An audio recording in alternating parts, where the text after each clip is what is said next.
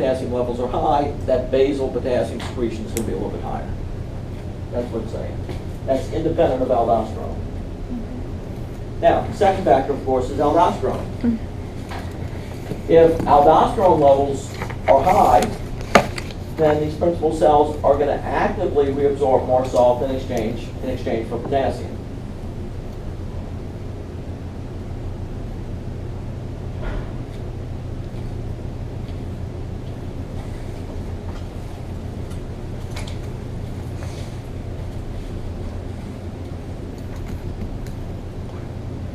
Now, there's a third thing that affects potassium levels.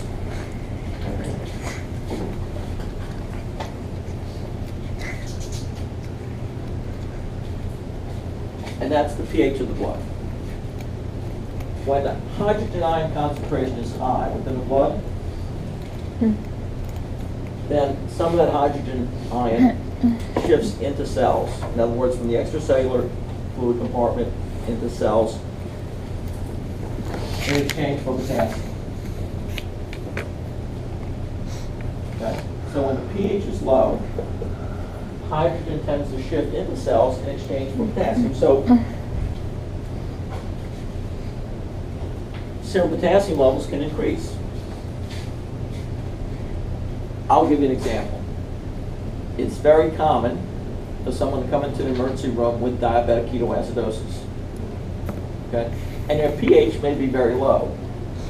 It might be, for instance, 7.0 instead of 7.4, reflecting a high serum concentration of hydrogen ions. And when that patient comes into the ER, when you check their other electrolytes, they exhibit hyperkalemia. Their serum potassium level is high. Hyperkalemia. In this case, the hyperkalemia does not reflect an increase in total body potassium. It reflects the fact that due to the acidosis, hydrogen is moving into the cells in exchange for potassium, which is present in highest concentration inside the cells. It's leaving. Now, in this case, if someone came in with this type of, let's say a normal potassium level is, let's say, 3.5 to 5. Hyperkalemia can be life-threatening. So someone who comes in with a potassium level of 7 milliequivalents per liter, that would be sky high. And ordinarily we'd jump on it in terms of giving that patient some medicine to bring the potassium down real quickly. Okay? But in this case, what we simply do is treat the diabetic ketoacidosis. Because what's going to happen is, as the pH moves back up toward normal, that shift that occurred earlier is going to reverse itself. Hydrogen is going to begin to come out of the cells, and potassium is going to move back in. Okay? So we simply have to aggressively treat the diabetic ketoacidosis, and the potassium will take care of itself, because the patient really doesn't have an increase in total body potassium. It's just a matter of it shifting out of cells. And as we treat the DKA, it'll shift back in.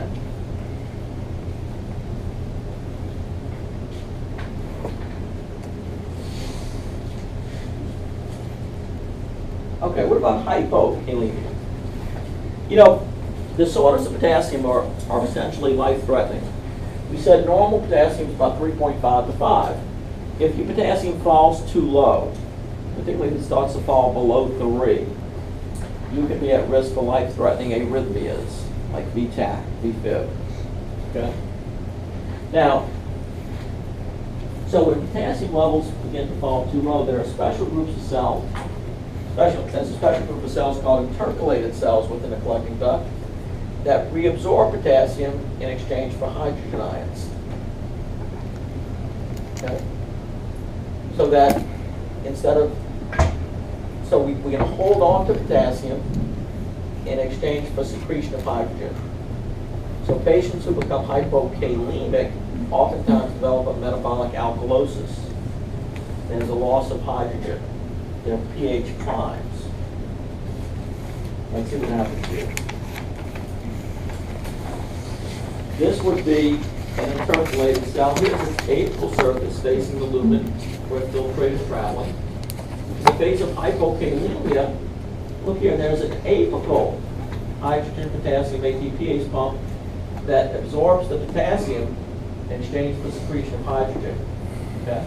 And of course, then that potassium gets reabsorbed further as it moves across this protein carrier at the basolateral membrane. Okay? So, in the face of hypokalemia, we absorb potassium, but we're getting rid of hydrogen, so we can become alkalotic.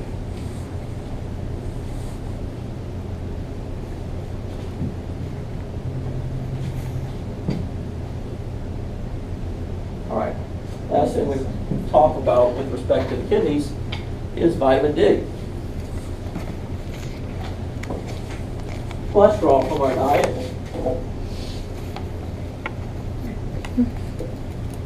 When that cholesterol is absorbed into the lining cells of the intestines, it gets converted to 7-dehydrocholesterol, which then gets absorbed into the bloodstream. That 7-dehydrocholesterol is delivered to the skin, here like this, where it's exposed to ultraviolet light. Ultraviolet light will convert that 7-dehydrocholesterol to an early form of vitamin D. It's called vitamin D3, cholecalciferol. Okay?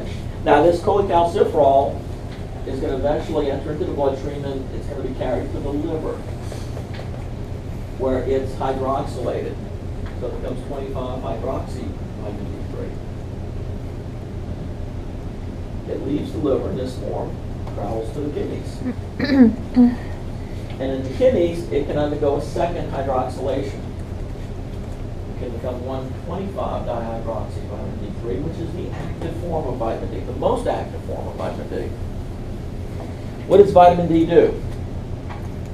Allows for absorption of calcium. And it facilitates the absorption of calcium in the gut. Okay. Now, the truth is that there are two hormones that play a very important role in calcium homeostasis. These hormones are called PTH and calcitonin.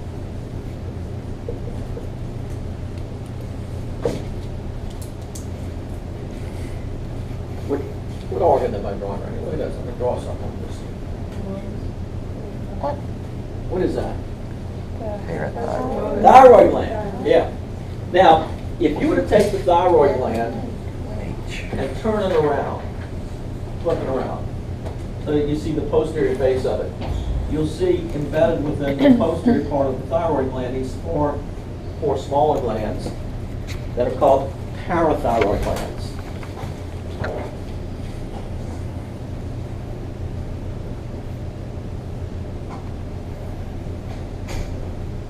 And parathyroid glands produce this hormone here, PTH. The stimulus for production of PTH is low serum calcium levels, hypocalcemia. So in the setting of hypocalcemia, PTH secretion is induced. Well, one of the things that PTH does is it's carried by the bloodstream to the kidneys, and in the kidneys it triggers that second hydroxylation of vitamin D3. Okay. So what we're really doing is activating vitamin D. We're hydroxylating it a second time, and then the vitamin D can travel to the intestines and facilitate absorption of calcium. So calcium levels can climb. Is that all that PTH does? No. In addition to vitamin D3, it also travels to the kids and tells the kidneys to reabsorb calcium in exchange for secretion of phosphate. Okay? So you get reabsorption of calcium. That's the second mechanism which raises serum calcium levels. There's actually a third. PTH also travels to bone. And it stimulates osteoclastic activity. Remember, osteoclasts break down bone. And in doing so, release calcium into the bloodstream. Our bones are the reservoir. They're the warehouse for calcium. And so as we increase osteoclastic activity, more of that calcium stored in the bone gets released into the bloodstream. So we've got three separate mechanisms by which calcium levels are going to climb. Okay? And that's good because, remember, the stimulus for release of PTH was low calcium. So through these three mechanisms induced by PTH, our calcium levels are going to return to normal levels.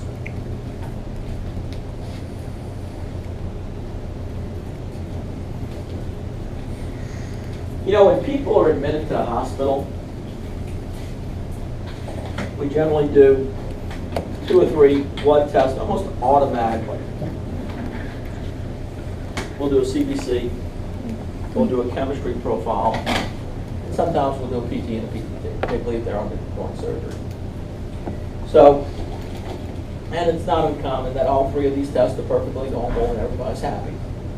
But every once in a while, we'll see a patient that's got an isolated hypercalcemia.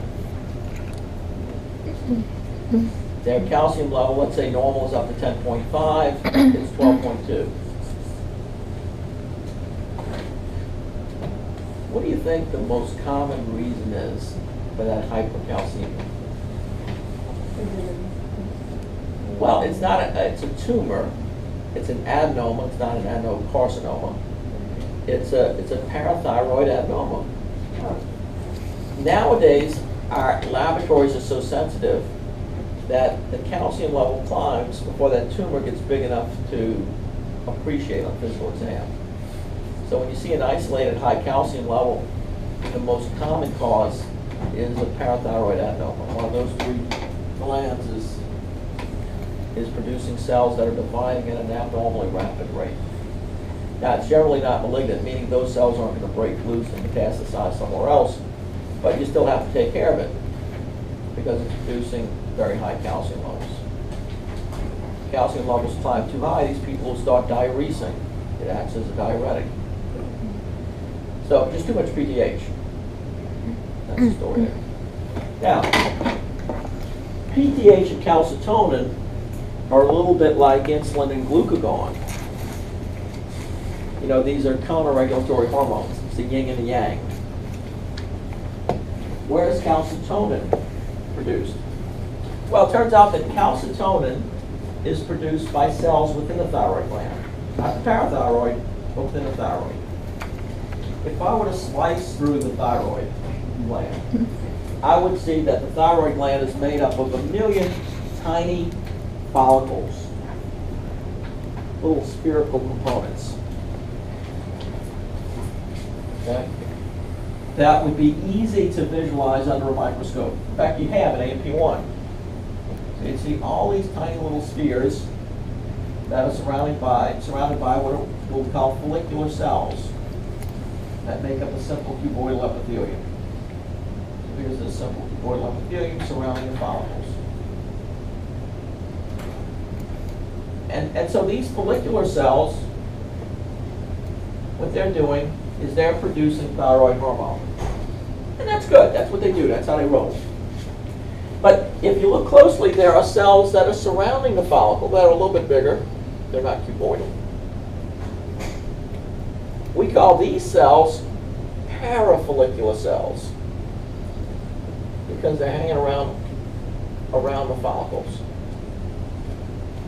It's these parafollicular cells of the thyroid that produce calcitonin.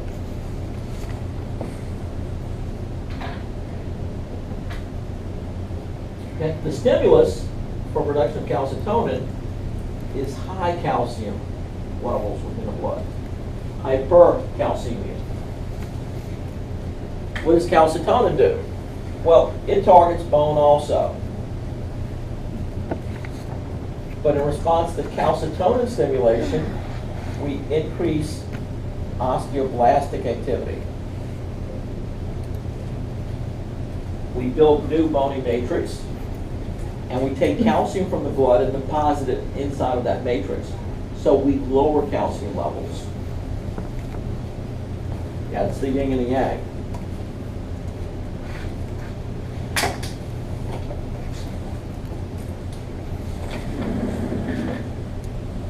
I want you to watch this because not many people can do this. A lot of people ask me, I want to do that. Okay, 9 out of 10 times I catch it. Okay, I'm just throwing it out there. Right. So is that the only mechanism that calcitonin has? Yes. So unlike PTH, which has 3 different mechanisms, calcitonin, it's just got that one move. What did you say the first mechanism was for PTH? Well, PTH triggers that second hydroxylation of D3, Okay. making it active. It causes reabsorption of calcium and stimulates osteoclastic activity. Whereas calcitonin just got that one move. It's like that guy on the dance floor that all he's got is churning the butter. Okay, he's got nothing else. That's his only move. Well, that's the case with calcitonin. Chris, is that you? No, Chris has a different move. Got a bunch of minutes. Yeah, thank you. Yeah, he's got lots of moves. It's like George, she's got lots of moves.